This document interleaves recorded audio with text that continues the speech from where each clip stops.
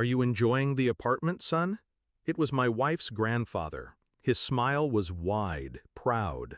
I forced my lips to stretch into something resembling a grin. "Yeah, it's great," I whispered back, leaning into the silence that thickened the room. But the words burned on my tongue. "We live in a basement." I could feel her eyes on me, sharp, accusing. The fork she had been holding slipped from her fingers and clattered against the table. The air froze. And then she looked at him, my best friend. The room tilted. Something shifted. "We have an announcement to make," she said, her voice unnervingly calm. Her smile didn't reach her eyes. I wanted to look away. I didn't. I couldn't. It wasn't the announcement that hit me. It wasn't the smile on her face. It wasn't even the way her fingers grazed his hand under the table. It was the weight of the truth creeping into my mind, slow, deliberate, unavoidable. My best friend, the man I trusted with my life. I saw it, the way they shared glances, the way she leaned into him just a bit too much, the way he watched her when he thought I wasn't looking. But I didn't want to believe it. I convinced myself it was just my paranoia. It wasn't. The anniversary dinner, her grandpa's boast about the apartment, the way she'd kept pulling away from me over the last year, it all made sense now. My mind spiraled. I didn't say anything. I couldn't. I just sat there, frozen.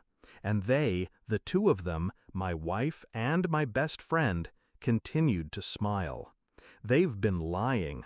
They've been sleeping with each other. It was all I could hear in my head, and yet the room was dead silent. They didn't know I knew, but I did. I was done pretending. I had to know. So I started, quietly. I didn't confront her. I didn't confront him. I just watched.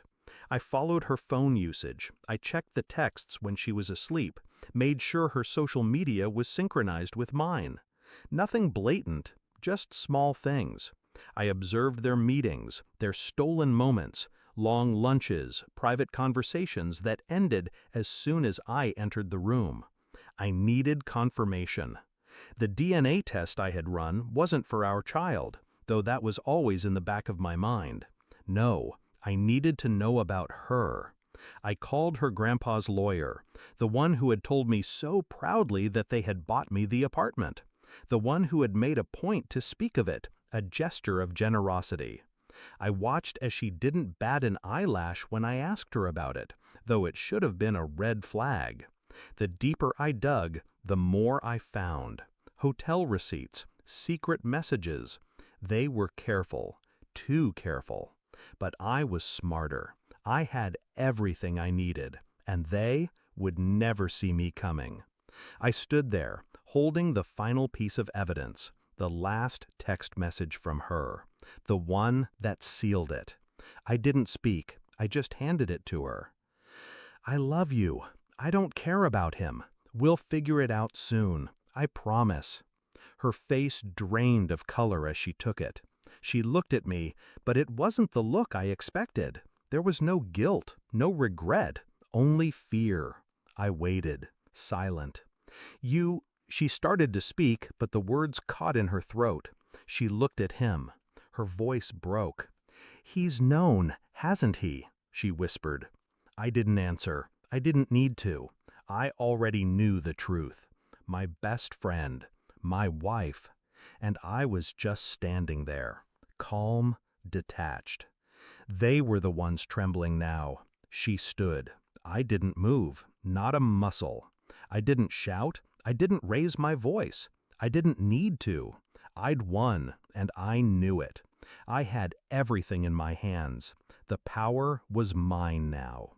She looked at me, desperately trying to find something, anything, to fix it.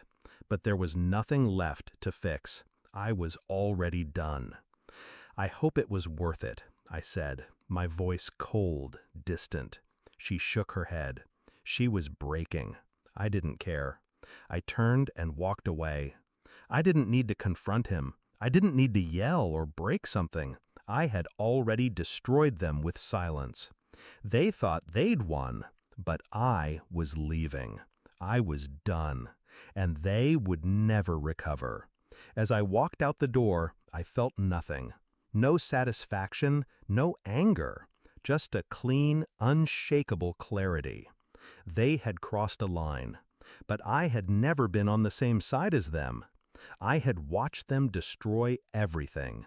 But in the end, it wasn't my destruction, it was theirs.